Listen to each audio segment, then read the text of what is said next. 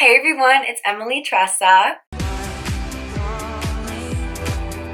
So in today's video, I'm actually going to be doing my 6-month post-op from my gender reassignment surgery update. And I'm just going to kind of recap the past 6 months and talk about my journey because I documented the first 5 days after my surgery and recovering through that, but I haven't gone into depth about anything else. So kind of just going to be talking about that whole process. If you guys are interested, the results, and how I'm feeling, so stay tuned. If you guys want to check out my gender reassignment surgery vlogs, it will pop up right here, wherever it shows up. Just a little bit of insight. My name is Emily. It's nice to meet you if you're new here. I am a transgender female, transition male to female, and 6 months ago I had my gender confirmation surgery, gender reassignment surgery, sexual reassignment surgery, whatever you want to call it. And that process was very long, but it was also so incredible and validating. And through that whole process, I've experienced so much love and happiness in my life. And I want to thank all of my supporters and those who have been there for me and just sent that love and positivity to me in my life, because everything has just been so amazing. So thank you. I had my surgery at Mount Sinai in New York City with Dr. Ting. He is incredible. Love him. I had the amazing opportunity through having my social media platforms, sharing my story to help educate others and help trans individuals who are also going to go through the process that I went through. I've received so many beautiful messages from other trans individuals who have gone through the surgery that I went through, and they said, your videos have helped me so much. And that's exactly why I'm doing this right now. I love all of you, and I'm so happy that my videos have been able to help you. I'm sharing my story to help people, educate people, but also help trans individuals who just need an insight, because going into my surgery, I did not know what anything was going to be like. I'd never had a surgery in my entire life. I wish I had the videos that I make to just know what was going on. But through sharing my story, I also was reached out to by the media team at Mount Sinai, Inside Edition. Emily Tressa is finally living her best life as herself. It's the day you've been waiting for. Yeah. Here she goes. The 17-year-old is one of the youngest people to undergo gender confirmation surgery. The New York Daily News and all of these social media outlets broadcasted my story about having my gender reassignment surgery so young. And through that, I've obviously received a lot of hate, but I've received a lot of love too.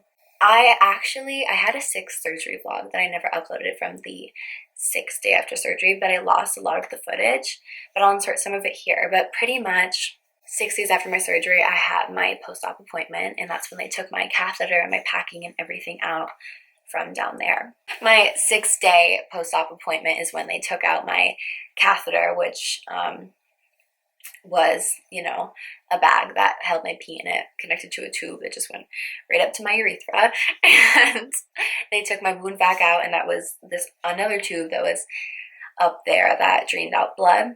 When's the catheter been moved? That's how the catheter was staying inside of your bladder. Do you feel okay? Yeah. It should feel relieving. And can you relax your knees out to the side of it? Is it just tight or is it sore? It's okay. I've been feeling more like weird, jabby, or Yeah. kind of like a burn. I think it might be from where the tubes are. Yeah. Yeah. All that's gonna get relieved today. Okay. Okay. So if you just relax all your pelvis muscles, all the muscles inside here, yeah, no jumping. Pelvis muscles inside here, relax this. Everything's gonna come out a little bit easier and less painful. Okay? Alright. Yeah, So, I've been kind of shaky. You did a great job. Really are. She's such a trooper. It's kind of numb down there, but oh. Yeah, just a little bit. Do a little Kim Petras. To be already. Yep. I can't really see it, so I'm just trying to visualize it. We're gonna show you everything. Going back and watching this footage, I just remember I was so tense and anxious because I had never seen my vagina before, and all of this stuff was being taken out, and I didn't know how it was going to feel, and I was really scared.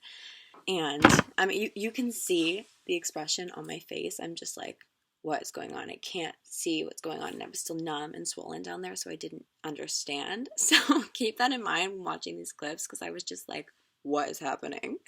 Back there, it's, oh my That's god. super irritating, right? I feel like I'm peeing. Oh my god. Yeah, That's yeah. a fully catheter pee That's, now. you don't have to worry about it. You are not peeing. The catheter's already out? Nope. Or No, they're It's coming bringing it out right That's now. the feeling you're having. Remember I told you you're going to feel like so much relief when that comes out. It's gone? It's like Is a it all closing- out? Or not? No, so the inside packing now has to come out. Oh god, okay. They also took out the packing because there was packing, stuffing everything in.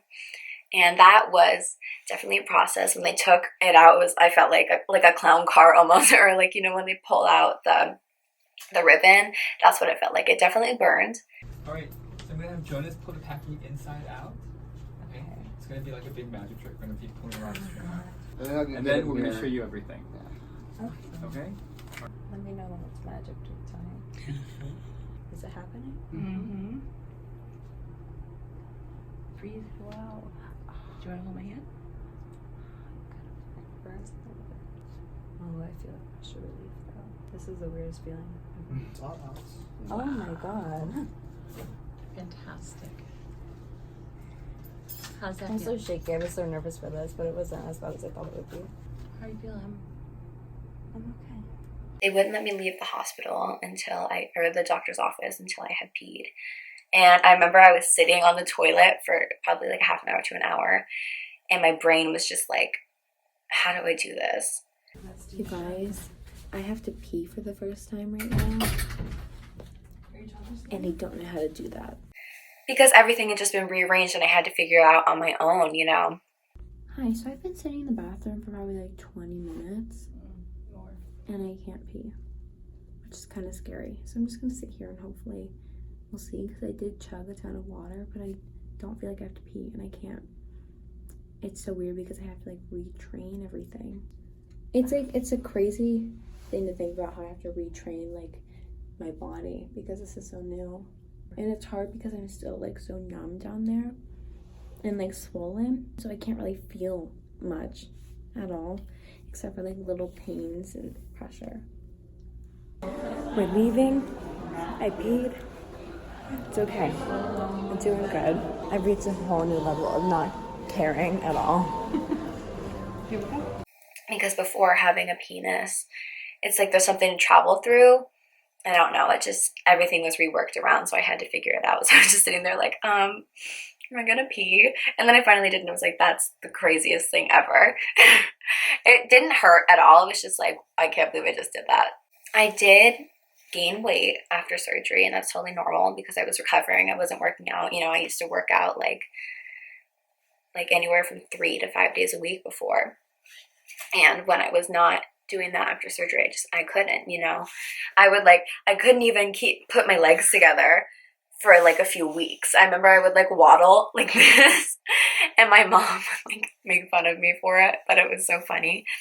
But I couldn't even put my legs together because everything was just so swollen, and it continued to be like swollen and bruised, I want to say, for like around 2 months. Like it gradually got much better. It took about 3 months to be nearly fully recovered, but not 100%. The first 3 to 3.5 months, I was swollen and still sore.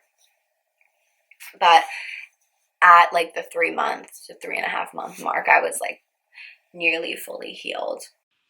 Quick, just something I didn't talk about was how, as I started to regain my feeling back down there and the swelling started to go down, I would get like random like tingling sensations, and that was like part of like my discomfort as my feeling came back while I was recovering. Because like around the 3 month to 3.5 month mark, even around 4 months, I would still get like random like tings. I'd be like, oh. And that's normal. And after 3 months, I started working out just lightly, nothing too intense. I couldn't just pick up right back where I was before. I had gained weight, but also my body was still recovering from this major surgery, and you don't want to ruin that, you know. A lot of people, they're like, I just want to be healed now. I want to go out. I want to have sex. I want to go do this. I want to go do that. But it's like, you need to accept the process and you need to listen to your body. That's the number one rule. I think you just need to let yourself heal, do what you're comfortable with, and don't overdo yourself, because it's very easy to overdo yourself. Like, I had days where if I would just walk too much for the first like month and a half, my body would be really sore. Like, my vagina would be sore. Also, a side note, to help with my pain during the recovery period, I would take like CBD drops, and I would smoke CBD, and that helped a lot with my pain. So I would recommend that as well. After they took out my catheter and my wound vac and the packing, I had to start dilating, and I have my dilators right here. YouTube, please don't demonetize me. This is like educational purposes, but these are my 3 dilators that I use right now. There's also a 4th one that's smaller than this that I used directly after my everything was taken out. So dilating pretty much is, I have to hold these in my vagina. So dilating, basically, think of my vagina as like an earring hole, and if I don't dilate it, which is pretty much just doing this, in the beginning it was 3 times a day for like 15 to 30 minutes, and you just hold it in there, because if I don't do that, I will lose depth. So that's like the downside to having a like man-made vagina, even though I would say that I have a Louis V, you know, it's expensive, honey. The downside of that is that my vagina doesn't naturally expand like a biological woman's, so I have to dilate to keep up that depth and the width and everything. And this is the biggest one, which I'm on now, but it took me around 2 months to get to this one, gradually just taking my time and making sure I'm comfortable. And I have to use lube. If I like putting these like plastic things in without lube would be like a nightmare. I only dilate like once a day. Sometimes I'll do it twice, and I'll do it for around like 30 minutes to an hour, just because I'm in school now, and that's more convenient for me. I don't have enough time to dilate 3 times a day. Going back to school wasn't too bad. I'm really lucky that I was able to have my surgery before my senior year, so when I go to college next year, you know, I'll be fully healed, won't have any worries. I did have a boyfriend for a little bit, and I'm happy for that experience, but it didn't work out, and that's okay. And that's all I'm gonna say about that. Okay, so going on to what people ask me the most about, and that is scarring, being able to have an orgasm, natural lubrication, all of that. So for me, I don't even think I have any scars. Like, if you would look at my vagina, you'd be like, wow, that's like a really amazing vagina. I remember Dr. Chang said to me, this is the funniest thing, but I still had the packing and everything in, and I was still in the hospital, and he was like, you have a really nice clitoral hood. I completely recommend going to Dr. Chang in Mount Sinai in New York City. He is incredible. I'm so happy with the results. Yeah, I don't have any scarring, which is incredible, and I'm really happy about that. Natural lubrication. I do have a little bit of natural lubrication. They didn't take peritoneum lining from my stomach. Hey, it's Editing Emily again. So the peritoneum lining is pretty much, it's in your stomach, and that's a natural lubrication, or like a natural lubricating lining in your body that replenishes itself. So in case you're wondering what the peritoneum is, there you go. But they extracted it in a different way from my scrotum. Also, the peritoneum lining is throughout your whole body, but there's an abundance of it in your stomach, so they usually would do like a microscopic incision through the belly button, but they just didn't have to do that for me. So, and they extracted a lining from there. So I have a little bit of natural lubrication, but I still, when I have sex, need to use lube to be more comfortable. Orgasms. So I didn't have an orgasm, I would say, until like 4 or 5 months after my surgery, just because I was really scared. Like, all of that was so new for me. Having a vagina, I was like, I don't want to hurt myself. I don't want to, like, I don't know what to do, you know? And obviously by now I figured that out. Hi, I'm back. My camera just died. But I explored and attempted to masturbate for the first time around 2.5 months. And that was nice. It's definitely something that I need to get used to and figure out on my own and how I like to do that. But once I figured it out, yeah, I can have an orgasm. I get that sensation. to any creeps out there, who are like, ooh, about me talking about being able to have a vaginal orgasm, don't be disgusting. Thank you. I'm sharing this as an educational thing because I'm happy with my body, and body positivity and talking about sex is important. I'm really happy that I'm able to feel that, because that's like a big concern going through a surgery like that. You want to have a vagina, but you want it to work too. When I like getting horny having the vagina now, real talk, just because I know you guys want to hear this, but it's so much better than when I had a penis. It's just like this like throb down there, like the whole area, and I've never experienced that in my entire life, and it's incredible. Like incredible.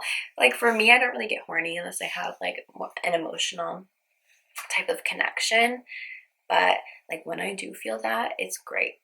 Just sometimes I need the right person to like feel that, you know. Something that I think needs to be said is, even though I had surgery, I'm still trans.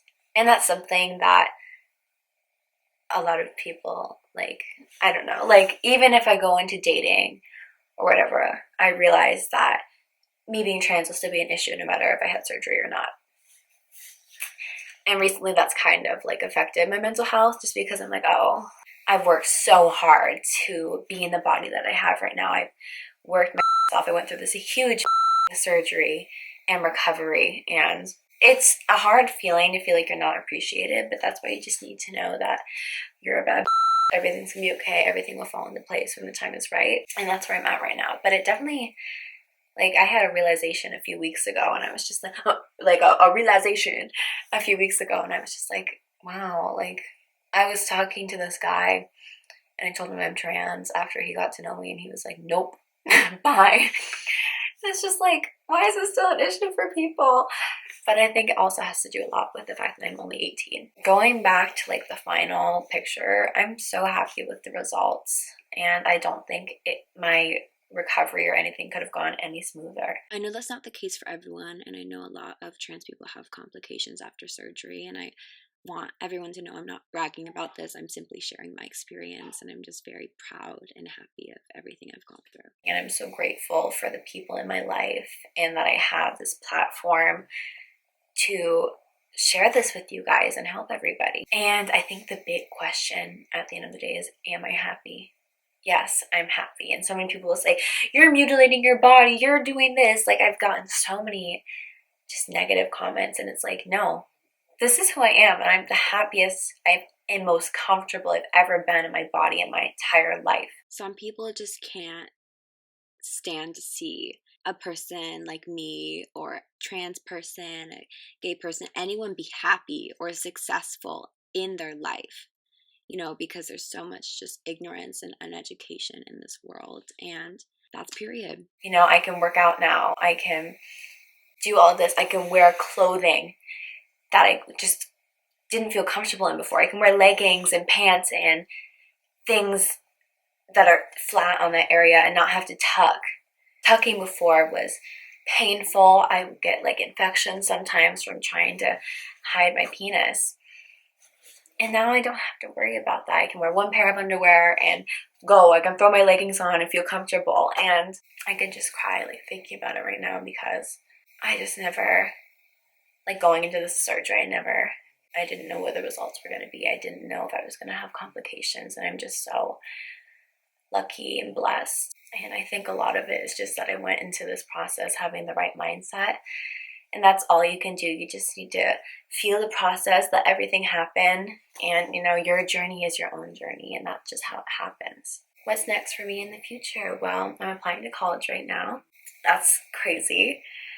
It's weird to think that next fall, or this upcoming fall, 2020, I'm going to be at college, hopefully. I've also been making music, so stay tuned for that. You guys can follow me on Instagram and Twitter, because I've been posting like sneak peeks, but I'm going to be releasing an EP next year, so stay tuned. ET1, not the alien.